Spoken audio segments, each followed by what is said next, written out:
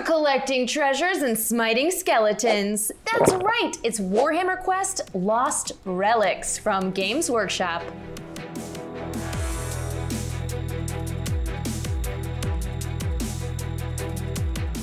In this cooperative catacomb caper, up to 4 players take on the role of heroic Stormcast Eternals, exploring the dangerous depths of the Hoard of Hallowheart, a magical labyrinth hidden under the city.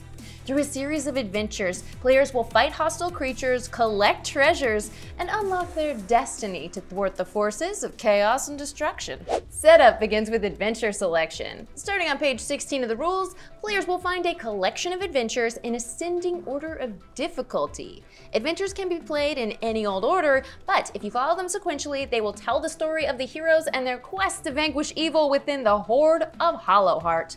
And we're all here for a story. Each entry for a chosen adventure has an intro explaining the story so far and the goal of the heroes, the map, set up using the game boards, which may include door tokens, hostile tokens, and 1 or more starting areas where the heroes will be placed.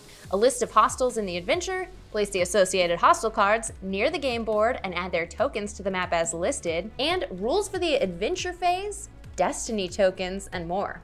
We'll explain all those as we learn the game. Next, players each take a hero and their associated hero card. These have a name, action dice spaces, attack actions, resilience value, common actions, damage box, and unique actions. If there are less than 4 players in the game, some players may take control of multiple heroes. In the case of Luxa, whoever controls her also controls Teros, her faithful companion. The cards come with 2 sides, a normal side and a wounded side. Start normal side up. Like me this morning, but by the end of the day, who knows? Woo! Complete the setup by placing the hero's initiative cards along the top of the map, then shuffle and place the treasure card deck nearby. Create a supply of the action dice and remaining tokens, some of which won't be used in every adventure. You can't have it all. Not at once. Are you crazy? 1 setup at a time. Gameplay occurs in rounds, each divided into 6 phases. Adventure phase, dice phase, initiative phase, action phase, leader phase, and recovery phase. First up, in the adventure phase, the adventure entry provides specific instructions for what occurs at the start of the round. Generally, this involves moving around the hostiles and attacking. More on how that works in a sec. Next, in the dice phase, each player takes 3 dice per hero and rolls them, placing their results in the dice spaces of their hero card. Next, in the initiative phase, take the initiative cards for all heroes that are in action and shuffle them up.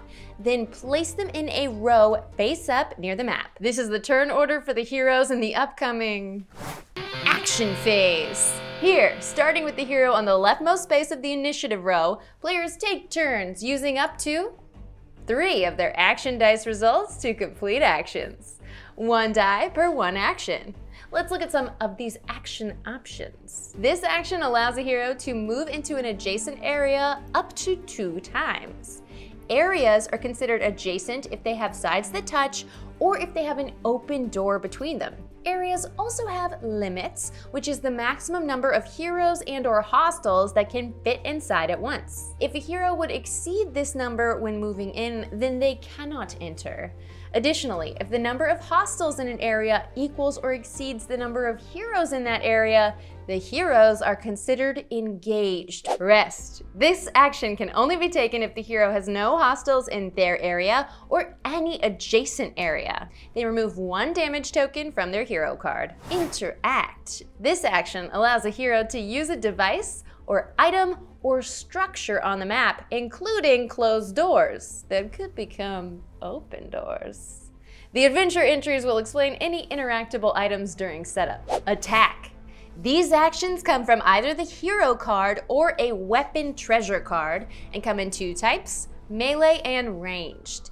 Melee can target hostiles within the same area, while ranged can target those hostiles in the same area or any adjacent area.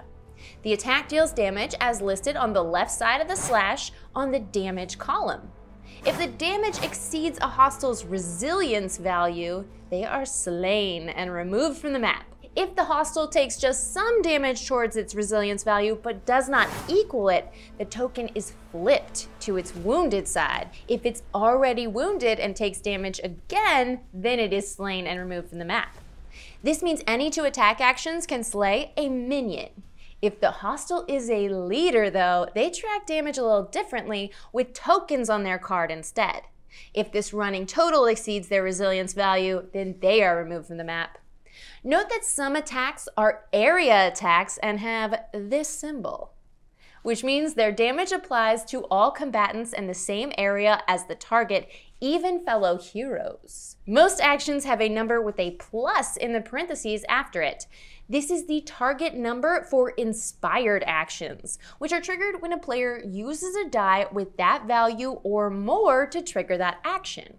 Inspired actions provide some awesome benefits, like Inspired Move provides one of 3 bonuses: Sprint to move 1 additional area, Evade to ignore the engaged rule, or Barge to allow a hero to enter a full area, pushing 1 hero or hostile out of there. Inspired attacks deal bonus damage, the number listed on the right side of the slash. Inspired rests heal 2 damage tokens instead of 1, or flip a wounded hero without damage tokens to its normal side. And inspired unique actions have all sorts of fun effects.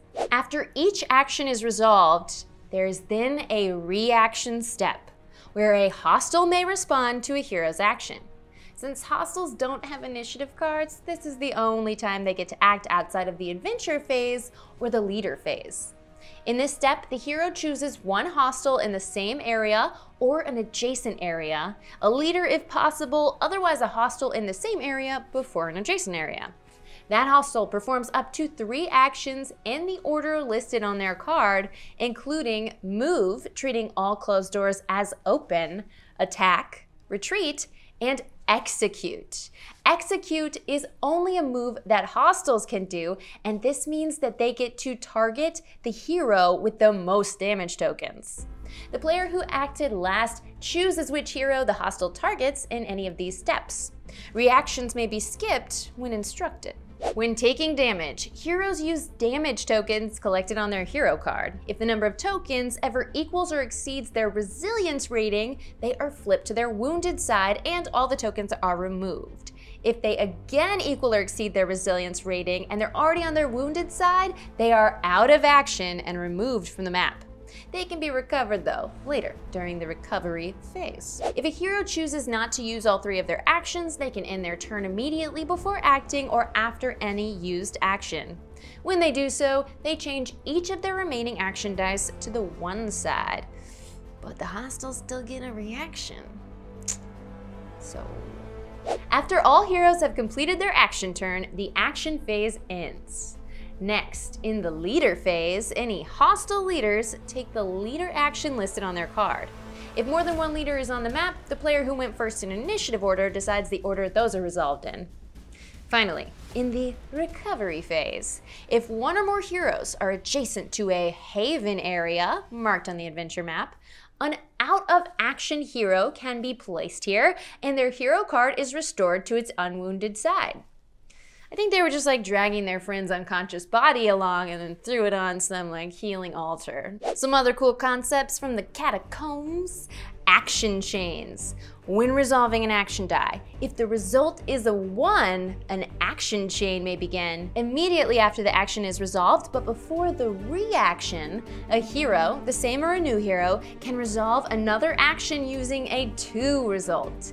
This can continue with a 3, a 4, a 5, all the way up to 6, with players resolving reactionless actions. Once complete, or if they ever have to stop the chain, then a reaction is resolved. Destiny tokens. Each adventure entry lists ways to earn destiny tokens, 1 max per hero at a time, which they may spend to change any action die result to another number. Shh, soon. Treasure cards. These can be found in adventures, and heroes can hold 1 of each type. There's weapons, armor, and artifacts. Weapons provide new attack actions, armor provides an ability such as bonus movement or negation of reactions, and artifacts give unique actions like revive or trickery. Some hostiles have the tough symbol in place of their resilience and thus always take 2 attack actions to slay. And that's the basics of Warhammer Quest Lost Relics. I'm Becca Scott. That's Jake the Skeleton, and this is Good Time Society, and you are a hero in my heart. So fulfill your destiny by giving this video a thumbs up, subscribe to the channel, and tell a friend about us, and then come on back for more great games and good times. Goodbye. That's the one. Print it.